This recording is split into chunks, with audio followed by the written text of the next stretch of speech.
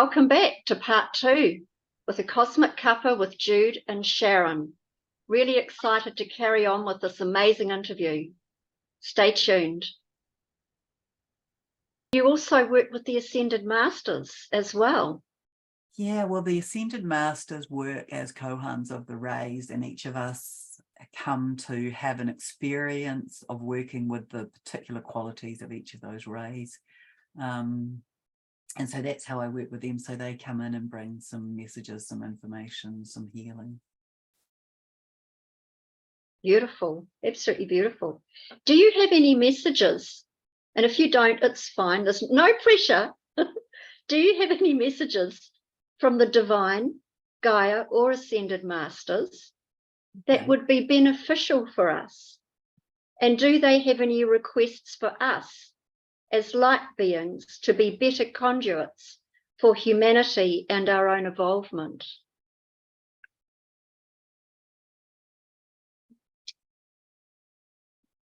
Okay, well, just give me a moment and I'll see what comes. Thank you. I appreciate that. Don't do anything you don't want to do, but it could be beneficial to hear. Well, the first thing that comes is to say to you to become aware of the golden ray.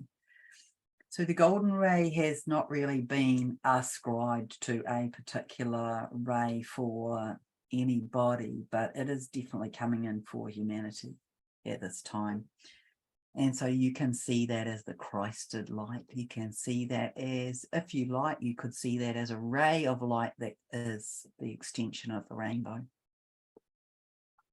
And you may be seeing this in the skies. Certainly we've had the silver light coming through as the mother energy, the healing principles coming through for humanity. But the golden ray I'm being shown now is likely to become more readily accessible and more visible. So just be aware of that. This golden ray, you could call it the 12th ray, is what I hear. And we are working on the consolidation. So this is just a message that's coming now. We are working on the consolidation of the, that's nice, the gathering of the rays from the 1st to the 12th, relating to the gathering of the dimensional spaces, pieces, fractals, gifts, and knowledge and wisdom from the 1st to the 12th, creating the 13th. The 13th tips us into the new. The 13th is the feminine principle. The world will operate with the feminine principle. Leadership will take a role of being teams, being partnerships, being groups. The fractal of breaking open the old systems to then bring in the new. And many of you will have a role to play in that. Be guided by your heart, be guided by your soul. Allow the mind to be subjugated. It's not that the mind is unimportant, but the mind is the tool. And humanity needs to make this great movement, this shift to enabling the heart to be the leader of your process. Take steps based on what shows up. Now, this present moment existence, this breathing in the moment, this enabling perhaps what it is that you wish to feel in this moment, and see the magic of what shows up. This manifestation ability is being enhanced through this time.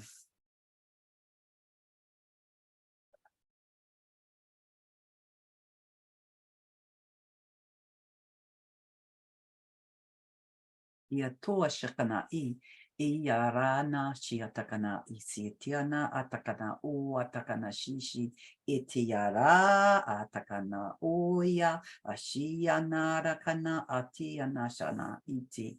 So this is the rod and the staff that each of you is just receiving some activation. That's actually Mother Mary who is coming through with that. Ia toa na na na na Ia shiarana huanasi. Iarao.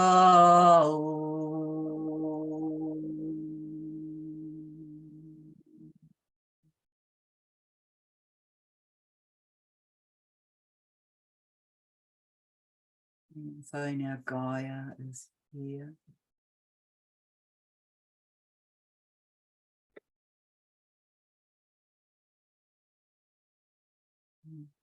Gaia wants to say you have no idea of the level of importance that each of you holds, the magnitude of the work that you have already done, the nuances of you placing your thought, your words, your action, your feet, your hands in communication with nature, with the ethers, with the land. This exchange of properties of molecular structure is the way in which humanity works in this evolution with the planet. This dance of the energies that come through you and from the planet. This is how all of this has gone on through these times. And that right now we are in this final purification, and it is crucial to be in your heart, that the mind can take you off to other places where you might get into fear. And there will be some fear mongering that still comes in. You can see this is an analogy that Guy brought through last week. This idea of the game being played, that the game is won, but there is still time to go before the whistle is blown for the end. And we are in the end of that now. So you, in your movement on the earth, and you're placing your feet on the ground, you're dropping off codes, you're picking up codes, you are purifying through your system, you are enabling others to be activated. And all of this is this way in which the human collective works together. Nature. We will be experiencing here on the earth new species. They have begun to arrive. Small insects will be being seen by the physical eyes. That will be the beginning point. And some have certainly landed in South America. But this will arrive for all continents. They'll be new and brighter. They will be brighter coloured. Much like the butterflies in our world, but they will be new. These other insects, they will be of that nature, those coloured, bright colours. There will be peace amongst the species. You will see this idea that the lion can sit beside the mouse.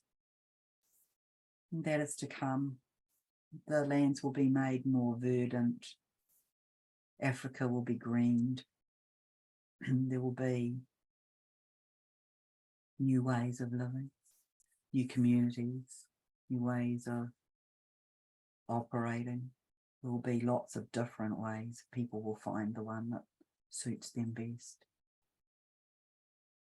You think that we're a long way from this paradisical experiment, but it is close.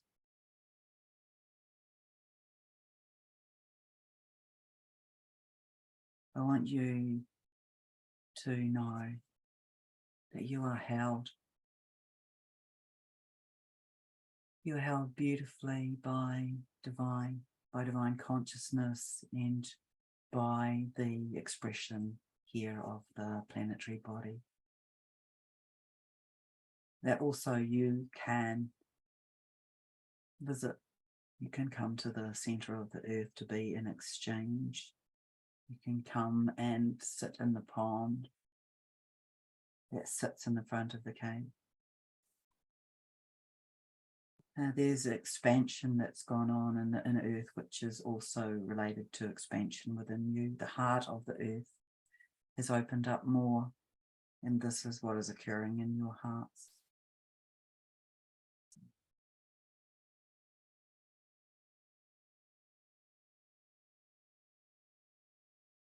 don't very often do this, so I'm moving in and out.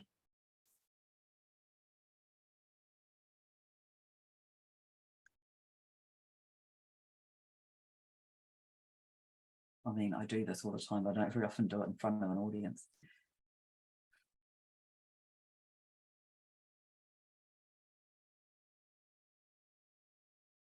So she's showing me these references to the inner earth beings and that their technologies. They're the technologies that are held by the higher dimensional cities in the inner earth will be soon made available to the surface. There is a close, I'm trying to figure out what she means, band, a narrow band between our being able to entirely have that made available, the safety aspect for the inner earth beings. That it's very close for them to be able to be on the surface. And more exchanges will take place. And she is saying that there will be like, what do you call it? Cultural exchange between the inner earth and the outer earth. There'll be humans from the surface who will be able to have experiences, stayovers, in the inner earth cities of Talos, and in that crystalline environment.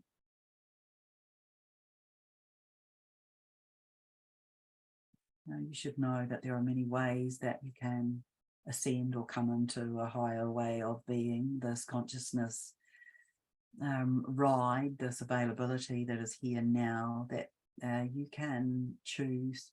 So basically your own internal experience that is desired will show up for you. That's the power of your manifestation that's coming on board now. So although we will all end up together in the same environment, the journey to get there may differ. So those who feel that they must die in order to ascend, some will do that. Those who realize that they can transcend taking their form with them, they will do that. Some will feel they have to be removed for healing to return. That will be their experience. Some will believe they want to return to their original planet. Some will want to be having an experience on a craft. All of this is available. No. Okay. I wish to speak about money.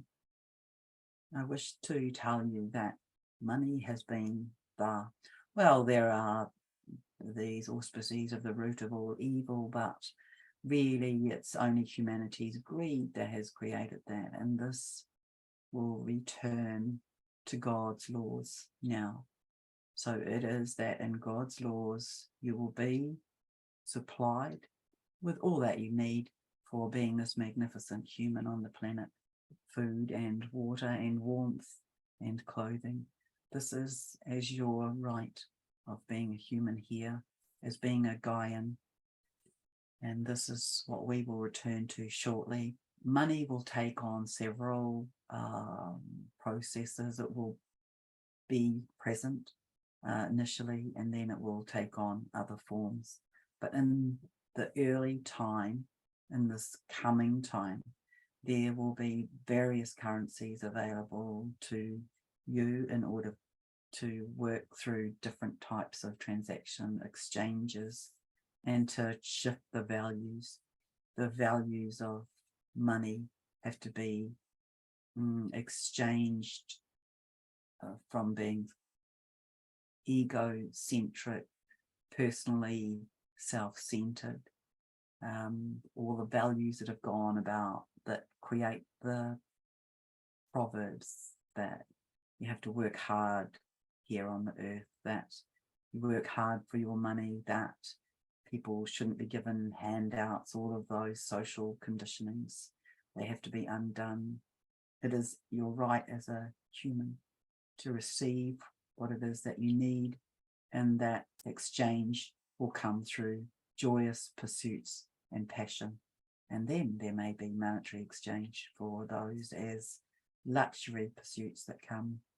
But we will have several movements through in this economic shift. And in terms of government will be dismembered. It will come into flat council structures where people of all ages will be represented. And many of your wise ones will come through, the youth who are arriving here now, from their crystalline knowledge and from their older planetary experiences. They will bring those methodologies here. And there will be many of those also, many different types of housing to experience, many different communities will be built, and humanity will explore and experiment to have their own experience of paradise here. And I want to thank you. I want to thank you all for your service here. It is this service of love and grace. It is the service of generosity and of caring and compassion that has enabled this beautiful experience that we are in the midst of. Could not have happened without people such as you.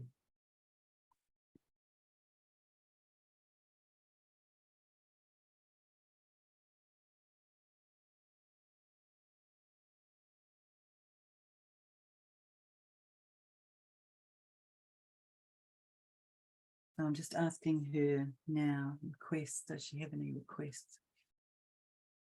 To, yes, okay.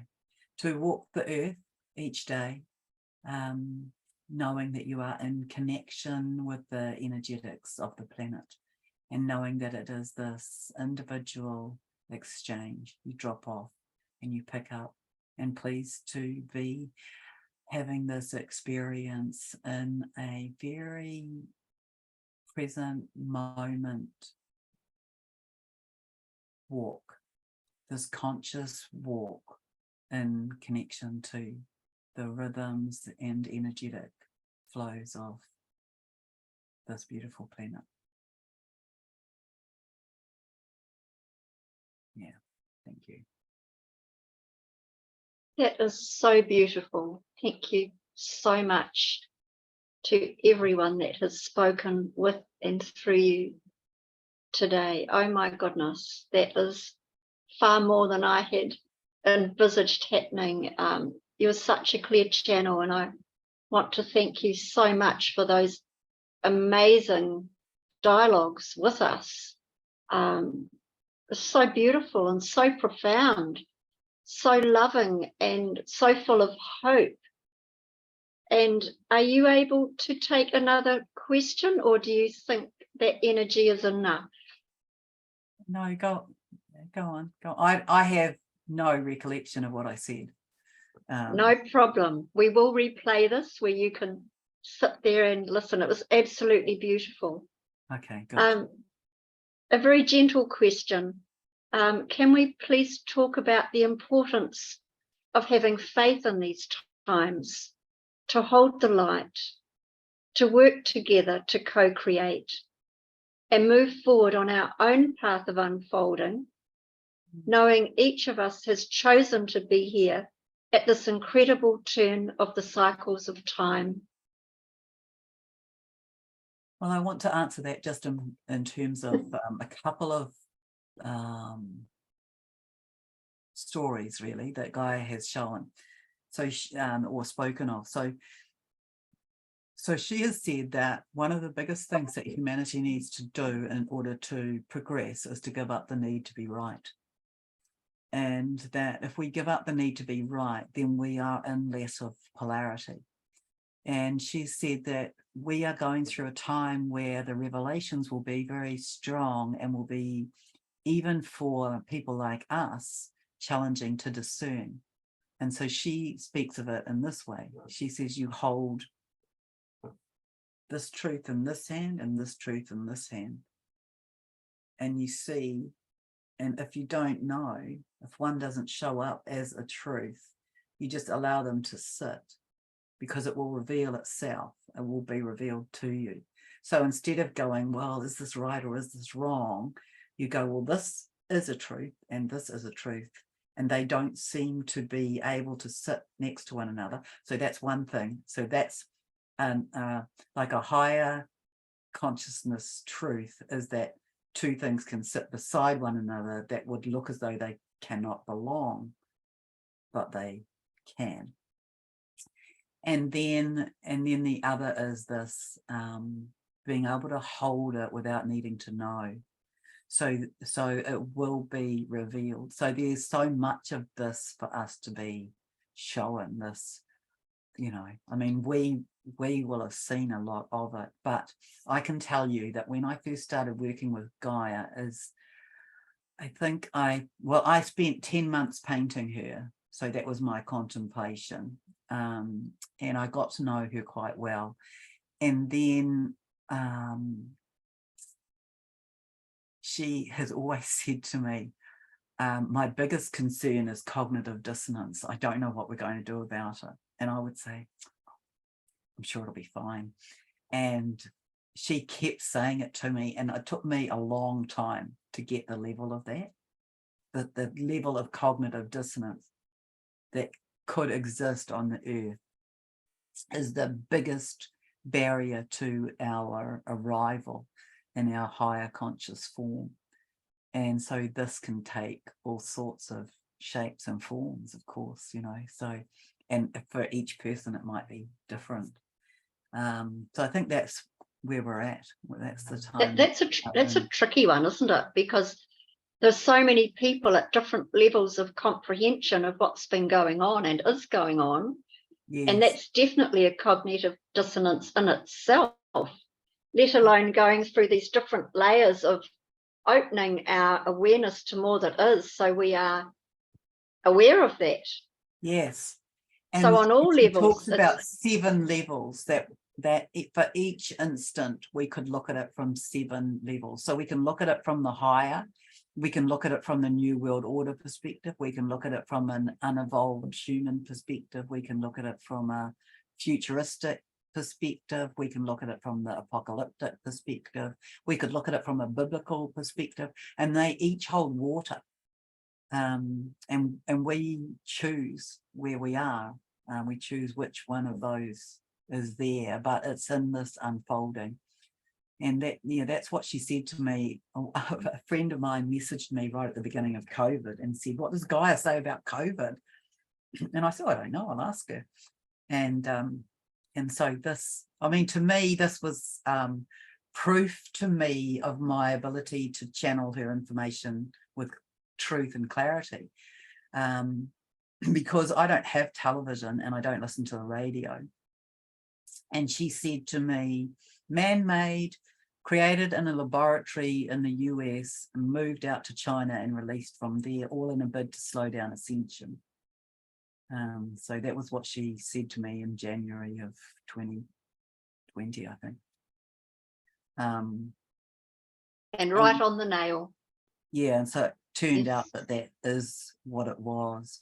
But, you know, this the other thing that she did say to me is that that everybody ascends, but that some will be removed from the planet to go through, you know, rehabilitation, and that it's only she described the evil end of the tail. So if you think about if the earth was a creature and that had a tail, it's this end of the tail. She says that there's just a little end of the tail that cannot, they will be returned to source, and they will have to be reconstituted into a new form. But yeah, those are the interesting sort of stories about this time. Definitely are. I wonder if you have any words you'd like to impart as a closing statement, and then if you are willing, we can open up to questions. Would you be happy to do that, Sharron? Yeah. I should do a little promo then. So I have a YouTube channel called Inner Sanctum NZ, and I do lives on that probably a few times a week.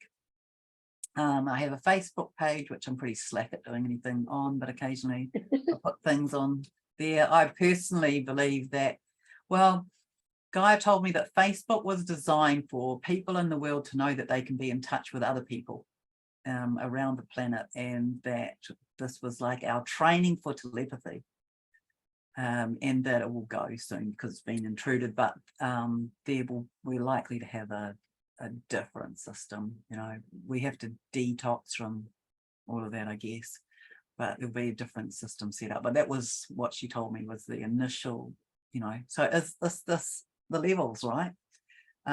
It's the same with lockdown. And she, when I asked her about lockdown, she said, well, what's lockdown done? Lockdown has enabled people to go within. Lockdown has enabled families to get to know one another again. It's enabled fathers to spend time with their children and to have a different set of conversations with them. Beautiful. So what services do you offer that people would like to know about? Oh, okay. Yeah, it's always confusing. It's really very confusing for people. So I do energy healing, I do Akashic records, but basically, so I have all, and I do, so I can do hands-on healing, hands-off healing. I can read what's going on in your body. I can look at, so I do some, sometimes I do couples counseling. Sometimes I do work. People talk to them about what's going on in their work. I look at where they might be headed. I look at their future connections. But essentially, I've decided, I haven't written this up anywhere, but I've decided that essentially what I do is I find a thread in the jumper and I start undoing the thread. Brilliant. And that brings up what needs to come up. Brilliant. I love it, love it, love it. So I personally, people just book a session and then we see what happens. And people, and I always say to people, why did you book? Because people usually have something that, you know, they want to know about their love life, or they want to know what's happening in their shoulder, or they want to know why their child is having a hard time at school.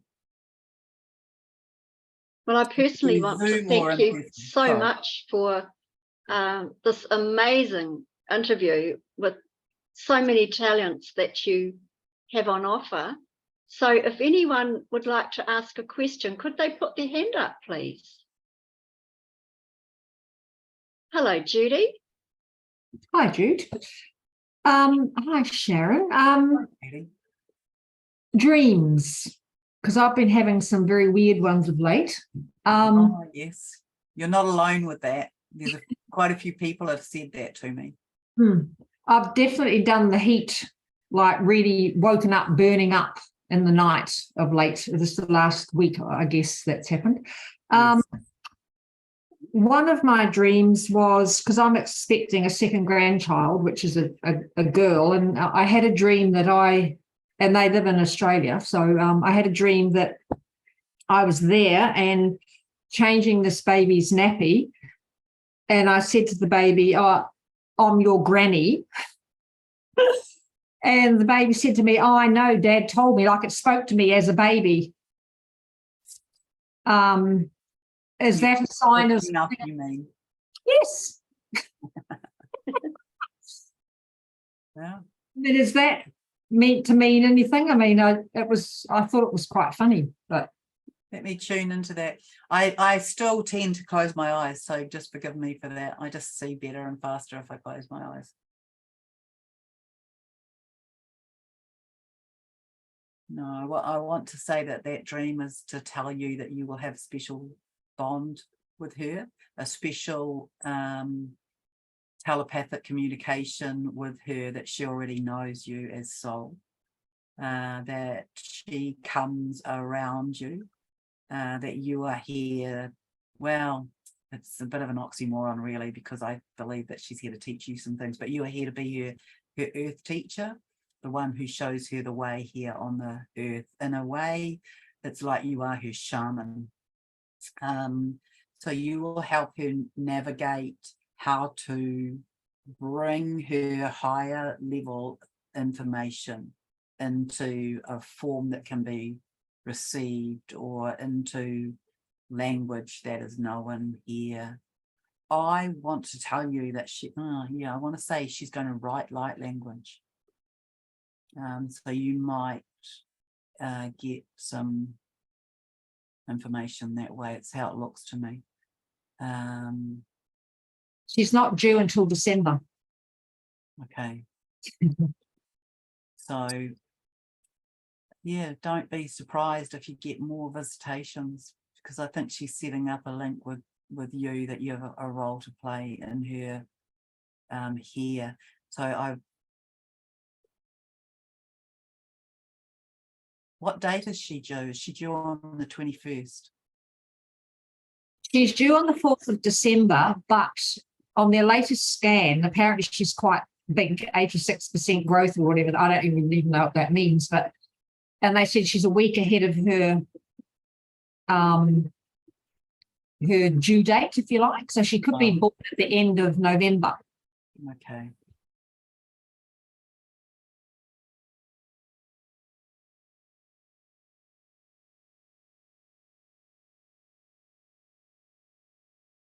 Well, I feel that you'll have more visitations from her.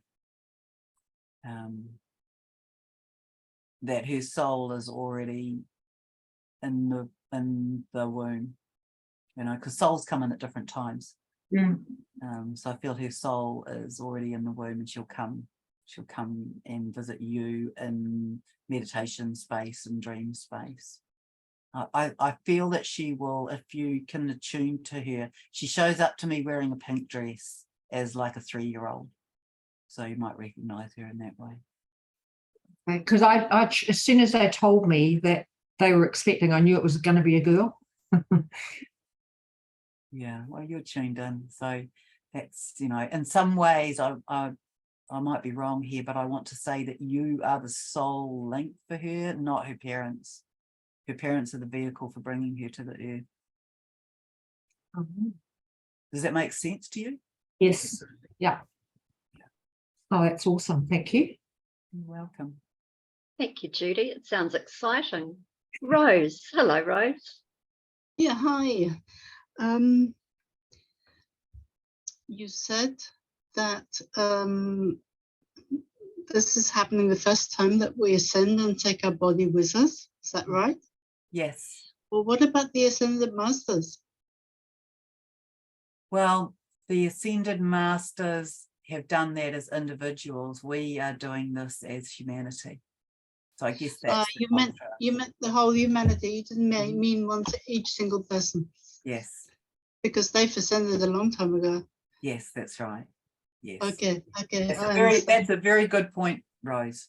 I should have included that in my dialogue. Yeah. Well, it didn't make sense to me. Right. Yeah, no, so they ascended as individuals, but we are ascending as humanity. Great. Thanks a lot. Thank you, Rose. Hello, Ray. Hi, Ray. Hi, thank you so much for this chance. I got a couple of things. One, I saw one dream this morning. I saw one female.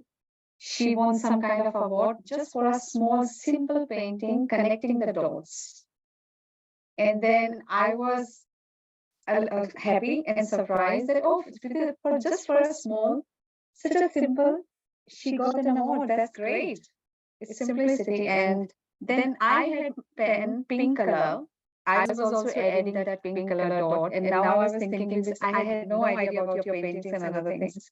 And I was thinking, was it something related to you? And So Ray, I am hearing like a double echo. And I don't know what the technology, why that would be. Do you? Have you got 2 devices open? No. So I just heard no. Yeah, it's strange. There's it's not feeding back anywhere. So Okay. It's nothing. can you, Ray, sit a little bit closer to the microphone and see what happens? Okay. Is it okay now? Hmm. Still, It's a little bit distorted still, but it's a little bit better. Should I Little use bit. headphones? put those on. Okay, just give me 1 second. Oh, hi, Ciela.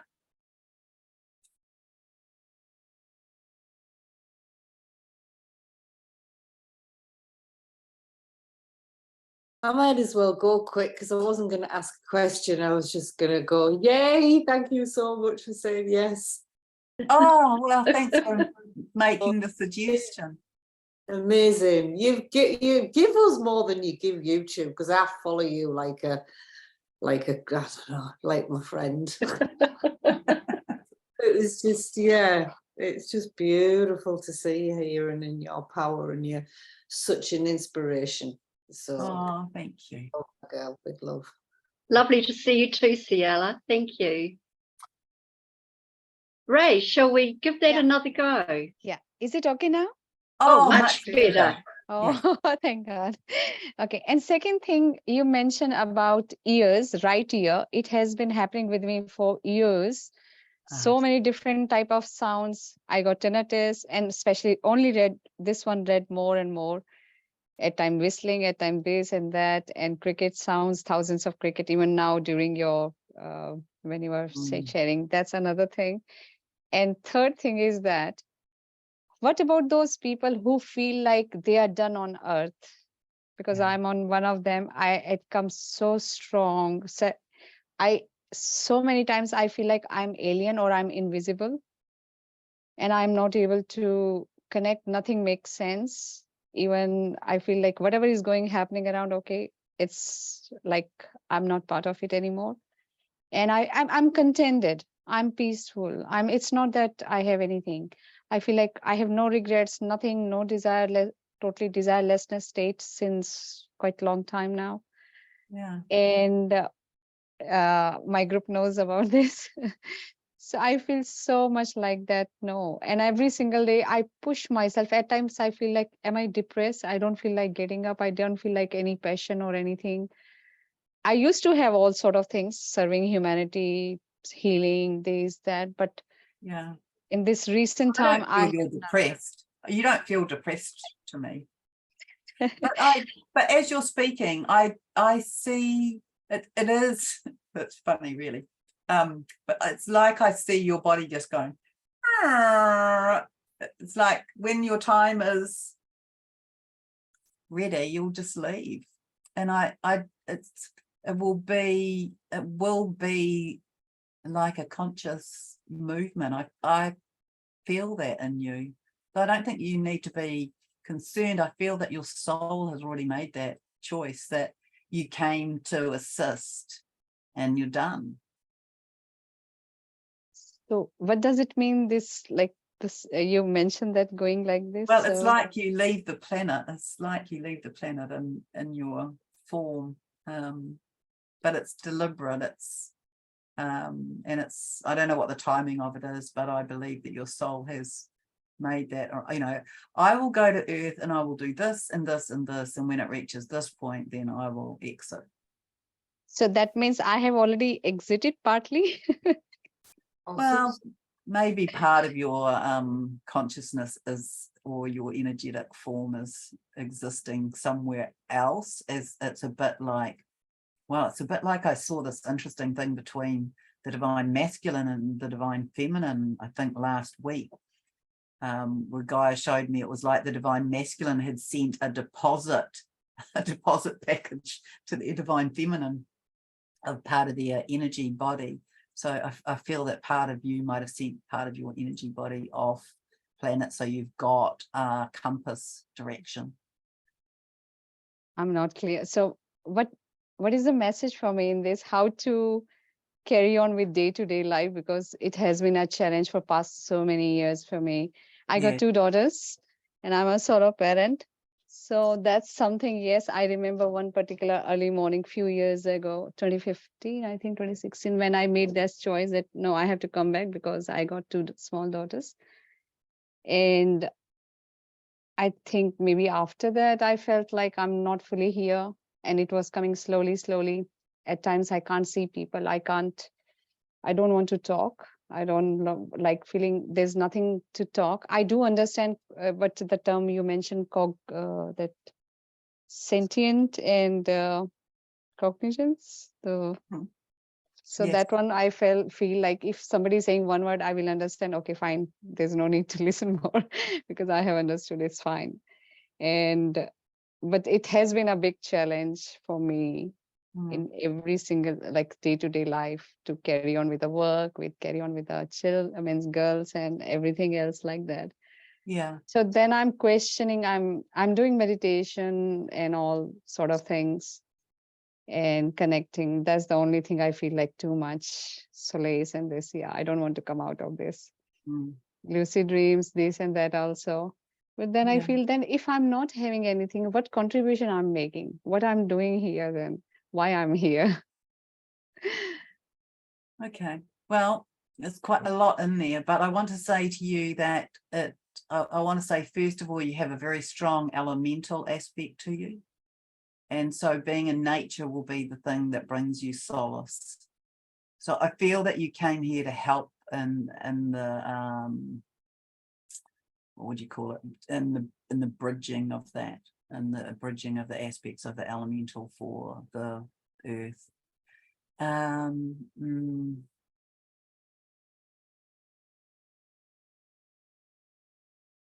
I feel the way through this for you is just to be very present and know that you can make choices each day. And at the moment, maybe you're making choices because you have other beings who are in your care, and to look for what brings you joy instead of looking for why I want to escape. Yeah, actually, that's all. That's the only thing which every day I come to that the beautiful term you mentioned, the present moment existence. Yeah, good. That's the only thing I have. I can't see my even tomorrow or future. I can't see myself anywhere. Long things, even like one of my daughters said, "Don't you want to be here to play with my children?" I Yeah. said, I don't think about that long. I don't have any inside. They know very well, and even I know very well. I don't have any such like typical motherly or feeling such sort of feelings. Maybe weird to listen, but I don't have that. I feel like no, I don't feel like Yeah. playing or any sort of worldly affairs. Mm. Any sort of worldly affairs. I feel like no. What do you do for grounding? I do. At times I sleep on ground. I walk barefoot. I do like silent meditation, silence. I was keeping that today. Similarly, fasting every 15 days, a particular moon cycle, and then yeah, on ground. Whenever I walk on ground, I walk barefoot Yes. mostly, and So on you are in grass. your body only to about mid-thigh. So it's yeah, so the middle of your upper leg, that's about where your energy body ends. And so it's quite amazing that you do all that grounding work. I think that you wouldn't be in your body at all if you didn't. So getting your belly button on the ground is a useful thing as well. But I just feel like there's this big part of you that just doesn't want to be here, but there's this part of you that knows that you do have to be here. And also I want to tell you that when I see you living in this house, when we move, when we have this dimensional shift, I see you living in a house that brings you a different sense of peace. It's like an ovoid. It's a bit like an igloo. And it's all very round, it's very spherical. And so I see you, your body feels happier in that. So does it mean my function or the purpose of my being here existence is somewhere else, not here? Am I done on earth? Well, I feel that a part of you feels that you're done on earth, but I feel that the mission for you here is, it relates to your linking the elemental aspects into the new frequency.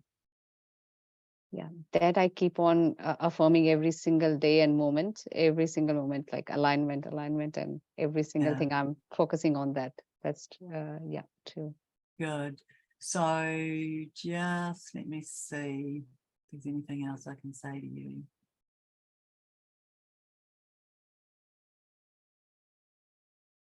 Yeah, there's inner child interference is not the right. Your inner child isn't happy.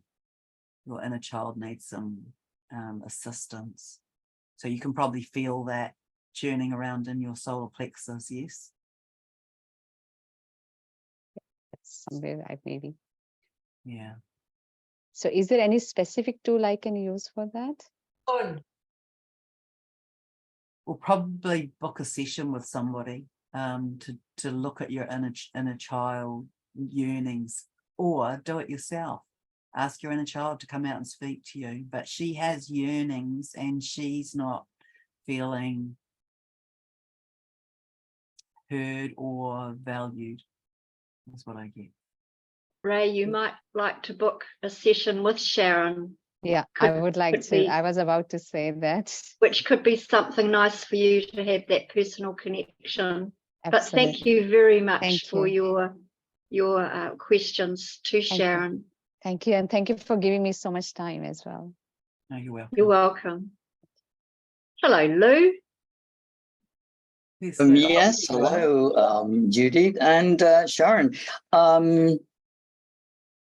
I often see myself surrounded by beautiful nature, beautiful green, beautiful flowers, exuberant colors, animals, and people.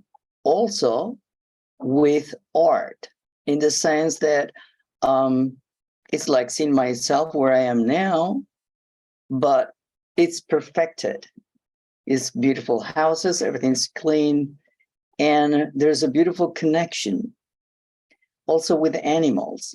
So then comes my question, and that is, we receive some codes, or we are receiving codes, and we have all these memories in our DNA that are sort of receiving and opening up to these codes. That's us, as that's the way I see it as a human being, or the way I feel it. But by the same token, that is also what happened or should happen with the animals. Yes. And with plants and other species. So how would we all be at this future time opening up all these codes?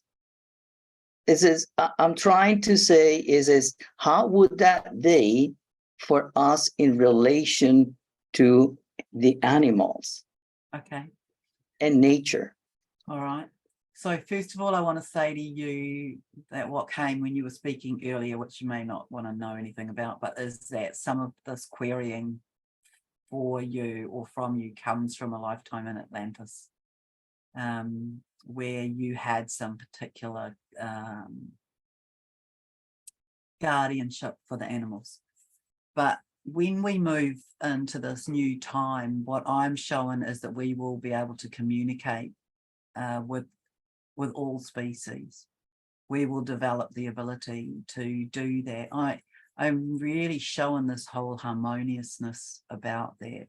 I remember saying to Gaia when she showed me ages ago how when we're in the fifth dimension, animals don't eat one another. There's a shift in consciousness for animals as well as for us. And I'm showing that, that one interesting thing that happened for me is I did this past life work with somebody, and I said to her, when you were in Atlantis, and so this is the animal that came that relates to you as well. So when you were in Atlantis, you looked after these creatures, these dogs. They're huge. They look like almost like a greyhound, but their wither is up to your waist.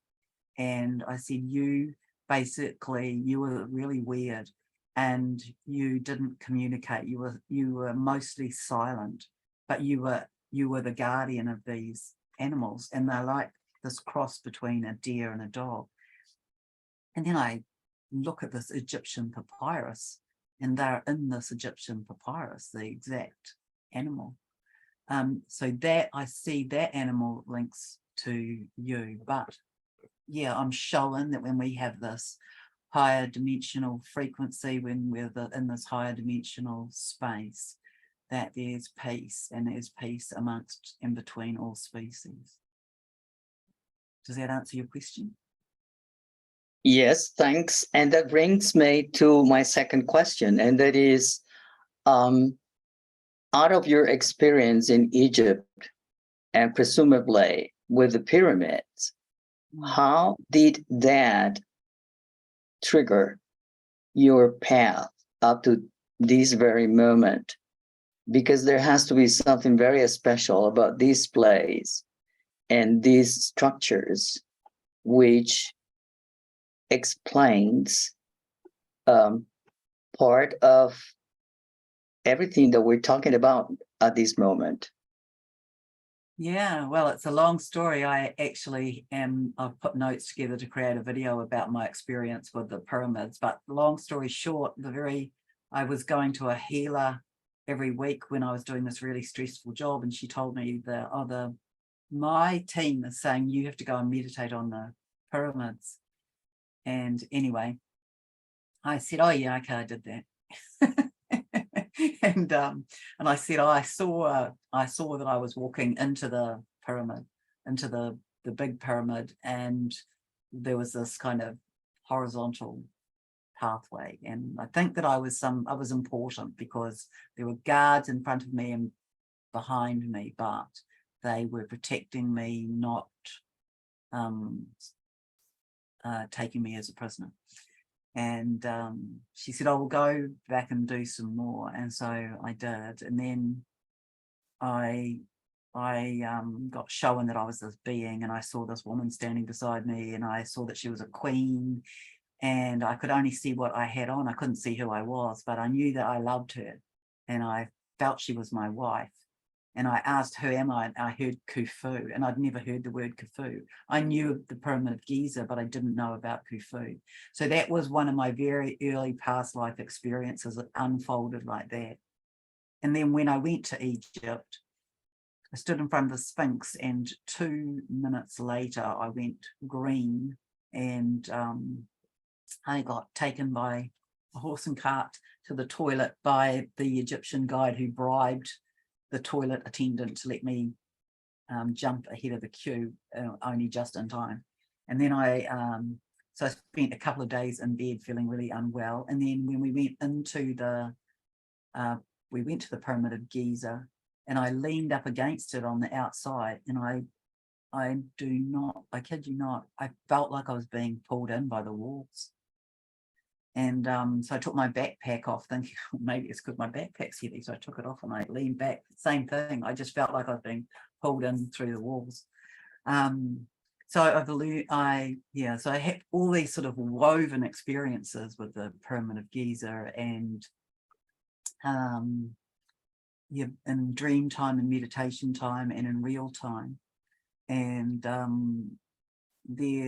been in there. I've been tumbling around in the top of the apex of the Giza pyramid, as codes have been coming in looking like golden letters of ancient Aramaic, I want to say, or older. And I stood in the king's chamber, and it was very zen. I had nothing energetic, so I thought, oh, that's interesting. And then I walked into the Queen's chamber and burst into tears, like fell apart like an emotional mess. So there's the precision of them. I believe that what we're told about them is nonsense. That what I get is that they were built through anti-gravitational operating, and the precision of them. The other thing is that as King Khufu, my visor was topped, and and so and as King Khufu, I rode this thing that looked like a copper Merkaba, like a jet ski in the ethers. So there's a lot of technology that's hidden within that, the mathematical formula that's in that building is beyond belief. Whether it, whether it aligns to the Sirius Stargate, I think there's merit in that. I think there's a lot of symbology in those ancient architectures that we haven't necessarily deciphered. And it's funny because I was thinking the other day, I haven't even gone in and asked all of that stuff, in the cache, but that's kind of my rushing experience with the Giza there. And where I entered as well was on the other side. And also there are secret chambers in there, I know, that we don't know about. And I've been to a meeting in there with beings from all over the universe. So there's little vignettes of my experience with that. But I think the video will be about an hour long, I think.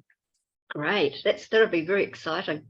I do believe that a lot of the technology in the pyramid has been phased out of 3D and sitting between 3 and 4 until we are ready to be able to use them. Well, I've definitely seen imagery of myself walking underground from the pyramids into Giza. I definitely am aware that they used that the ethers were accessed for electricity. There's definitely historic conversation about the entire plateau of Giza being lit up by electricity. Yes, Collected. definitely. Definitely to do with water and ethers. Yeah. The technologies, weather modification with the pyramids, and obviously the grid work around the planet as well to harness those energies. Yeah, and we're definitely coming into learning more about what Gaia talks. She speaks of our working with the waters of consciousness. Beautiful. And so they show up to me like a starry puddle. That's how I see them. They sit in the sky like a starry puddle. Wow. Thank you, Lou. That was fascinating questions. Thank you. And the other aspect, though, is I believe that's why they removed the capstones. So all of the external aspect of the original, the big pyramid of Giza, and I don't believe it was. I don't believe it was built as a tomb. I believe that it was built for a whole lot of different reasons, multi-dimensional reasons. I believe that it's a multi-dimensional Stargate as well. It's another aspect of it. Got you on that one. Absolutely. Yeah. Rose, you've been waiting very patiently. Thank you. I know I have work to do here, and my feeling is it has to do with nature and the earth. Can you give me an idea what my purpose is and how can I get there? I feel rather stuck at the moment. Okay. Well, I want to say that you're here in a guardianship role and that your primary connection with nature is the big trees. Do you have a special connection with the big trees? I have a connection with trees. Yeah. Yeah. Okay. So my passion are plants in general. Mm-hmm. Well, I want to say that there's something to do with the key codes that you can access through. It's quite amazing, actually. Through the trees. So for example, if we look underground at the trees, we can see that there's a communication system. We can learn that the trees have a different function. Each tree might be part of a network and have a different function. So we know that science has proven that trees send healing to one another. when one tree is sick and dying, the other trees send nutrients from their roots through to the dying tree. But what I get for you is that, and so this is new to me, what's coming for you, is that the large trees hold key codes for the, I want to say, for the restitution of plants' organic bio connectivity, and that you are going to for the restitution. So you'll have to look this up. This is new to me. The restitution of the bioconnectivity of the plants. So Bio what? Connectivity. Don't ask me what it is, Rose. I don't know what it is. Bioconics? Bioconnectivity. So connectivity, I know, is this idea of linkages between a whole lot of things that might be quite disparate. They might not naturally go together. So you are going to somehow receive the codes from the trees that assist the plants in their restitution. Wow. And how do I get there? Hey, I want to say that you sit with the trees, or sit with your back against the trees and connect in and ask. So Don't have any here around me. Pardon? Don't have any large trees here around me. Okay. Well, what's the largest tree that you have?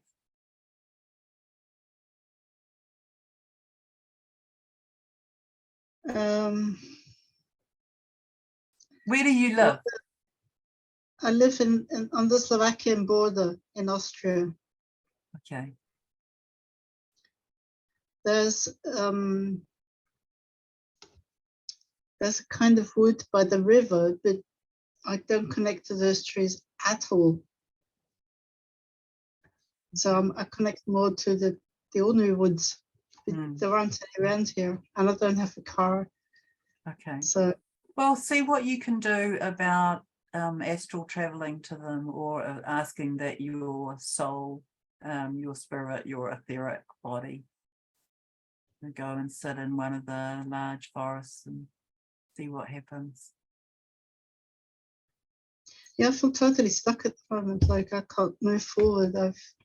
I've been here, hanging on here for a long time, not being able to get out. Yes, it's tricky, isn't it, when we get like that?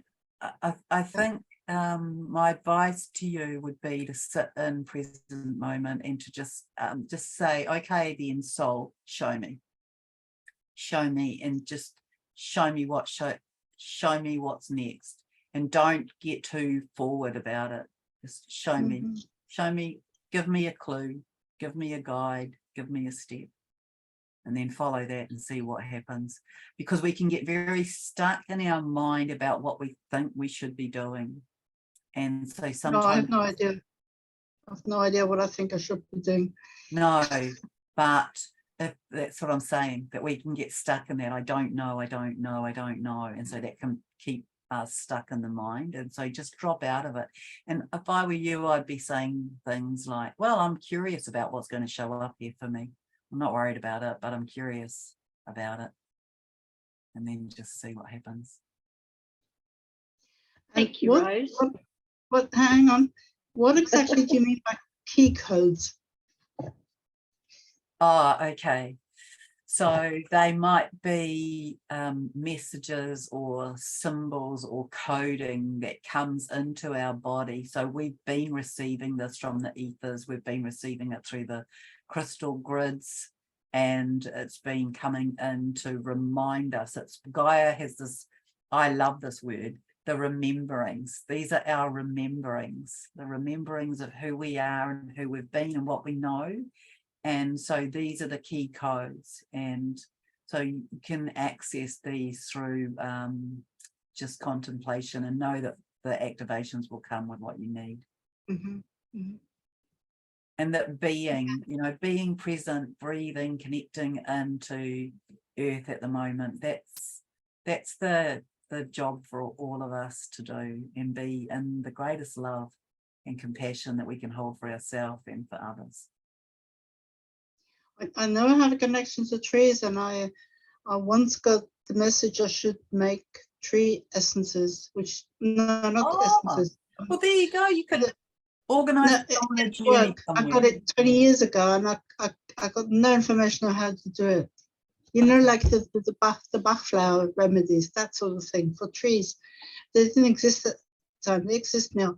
Yes. But I got absolutely no information on it, where and how and what. And Okay. you know. We'll have a look. Do you have an online connection? Yes, you must. Yeah. You can. So look up and see if there are people run courses on how to create essences. That might be something to do to get started. I don't feel that that's what I'm supposed to do now. That was a long time ago. Okay. But trees, I feel connected to, and I feel the same on the essences. The trees are all over the world, but not where I am. So I feel connected. It might be a bit of a nudge, Rose, that you need to move. I'd love to move. I've been wanting to move for years, but I just don't have the money at the moment, and I don't have the health at the moment. So I have to wait. Well, I'm going to give you one last thing then.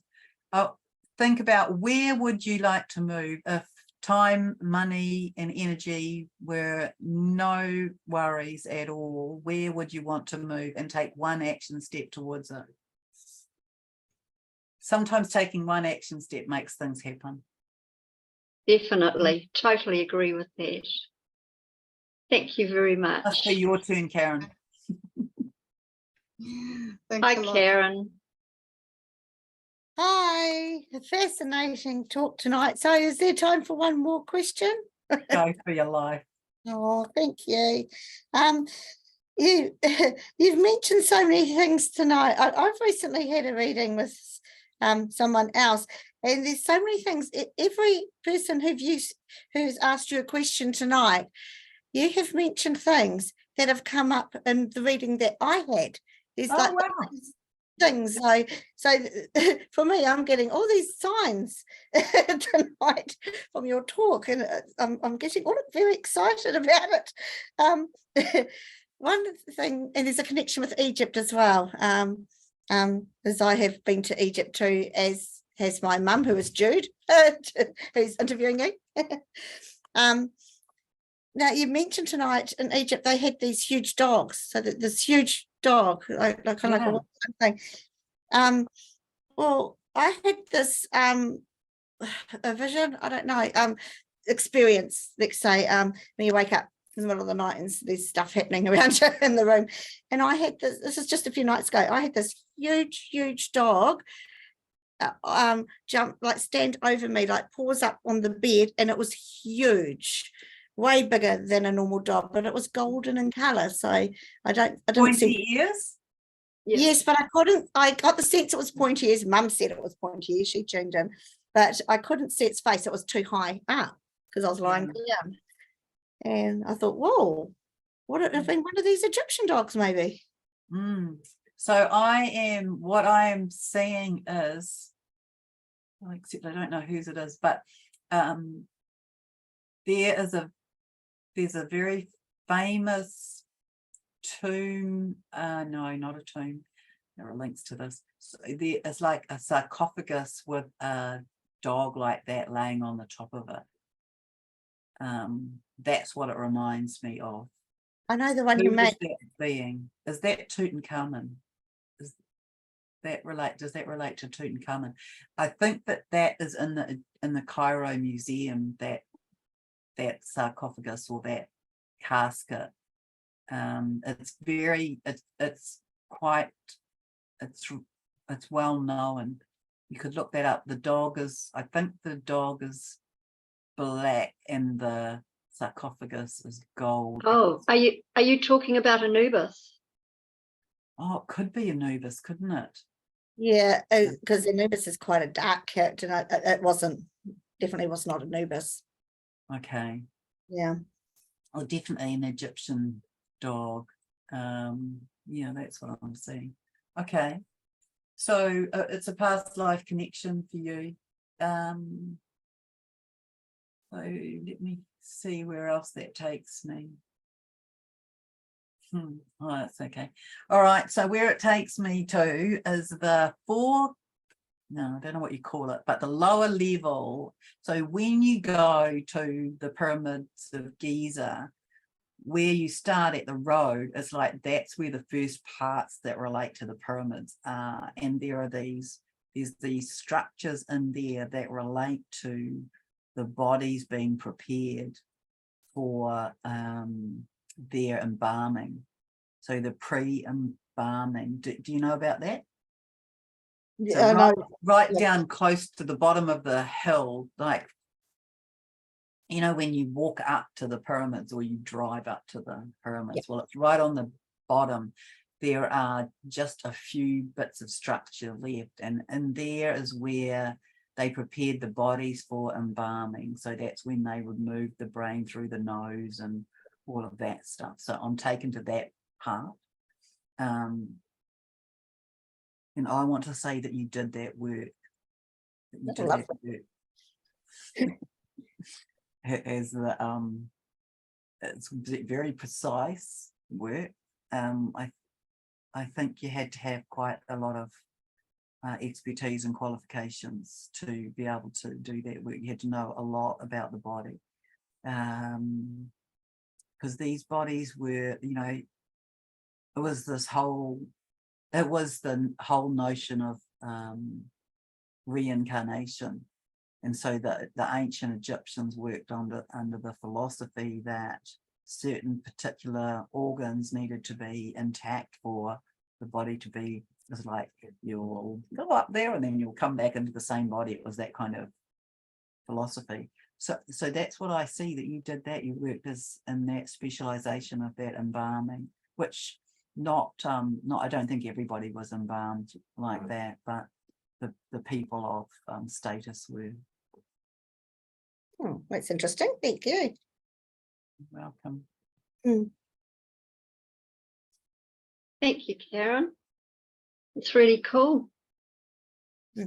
Well, I think we've probably come to the end of our lovely interview. Sharron, I just want to thank you so much for your time and your connections that are mind-blowing, to say the least.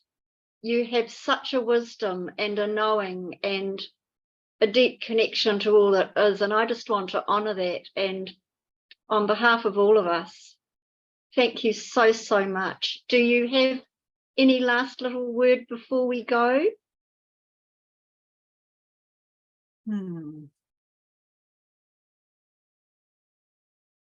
Well, I want to say that a really beautiful way to start the day is to place your hands on your heart and to close your eyes and to take a breath and to feel as though you're breathing in the space between your hand and your heart. And just take several breaths there and bring your focus out of your head. It's the biggest challenge as humans, to get out of our head and into our heart.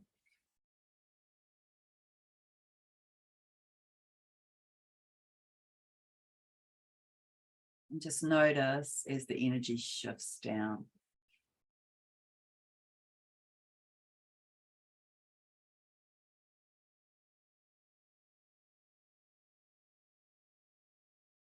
Some people are now in their hearts and some people are still in their heads here. So just take another few breaths.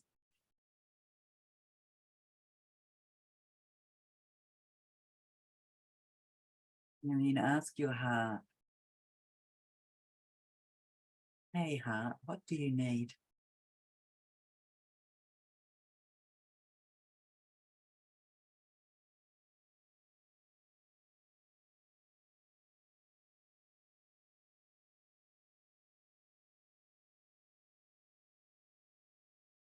Many of you will have got different answers.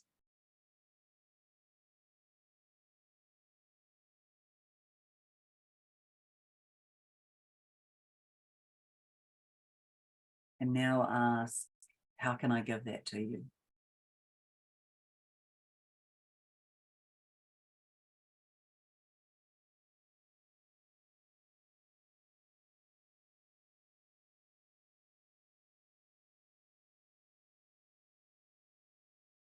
And then you can ask, what would you like me to know today?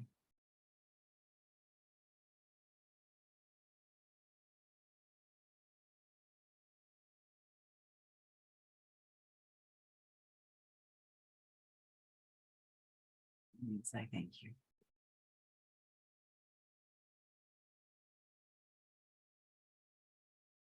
Because your heart's the most incredible aspect of your being. You know, it drives everything. It's emotional and physical. It's biological. It holds memory. It has its own toroidal field, and it sits as this chakra that connects to many aspects. So that's a nice way you can just attune to yourself each morning. Thank you so much. That's an extra special gift. I'm feeling very mellow, and had a few little clues there on what I'm needing from my heart and through my heart. Sharron, thank you so much. Would you be happy to come on again at some stage and have a wee chat? Sure, you can ask Thank you, my darling. You've had a busy day because I know you've been online earlier. I want to thank you again so much. God bless you, and thank you everyone for joining in for another deep dive in our Cosmic Cuppa. And thank you to Lee for hosting this as well. Much appreciation. Thank you, Lee. Thank you, everyone. Thank you. Thank you. Thank you so much, Sharron. Beautiful evening. Thanks, Sharron. It was wonderful. Thank you. All right, so just know that we might be in the most exciting week of our lives. Woohoo! Oh, Yay. Awesome. Thank you, everyone. Thank you so much. Thank you.